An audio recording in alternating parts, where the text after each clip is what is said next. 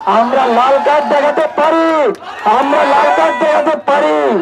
আমরা প্রমাণ করেছি 52 সালে, 54 সালে, 56 সালে, 62-তে, 66-তে, 69-এ, 90 সালে এই সেই শহীদ মতিউরের স্মৃতি, যেখানে গণ অভ্যুত্থানের জন্য জীবন দিয়ে আজকে স্মরণীয় হয়ে আছে। আজকে আমরা আমাদের সেই পূর্বপুরুষদের রক্ত ধারণ করে আছি। আজকে আমরা প্রমাণ করতে চাই এই বাংলাদেশে কখনো বৈষম্য ছিল না, এই বাংলাদেশে কখনো বৈষম্য থাকতে পারবে না, এই বাংলাদেশে কখনো বৈষম্য থাকবে না। আমরা আমাদের তরুণ প্রজন্মের জন্য আমরা সংগ্রাম করব, আমরা এখন সংগ্রাম করছি। আমরা প্রমাণ করব যে কোটা, এই বৈষম্য, এই বিভাজনের রাজনীতি, এই ছাত্রদের মাঝে আর মুক্তিযুদ্ধ বা অন্যান্য কোটাধারীদের মাঝে যে বিভাজন ভবিষ্যতে রাষ্ট্রের জন্য যেটা ক্ষতিকর হবে, এটা কখনো বহাল থাকতে পারে না। তাই আমারও বলতে চাই, ভাইরা আমার, আমরা সংগ্রাম করেছি, 23 বছর সংগ্রাম করেছি।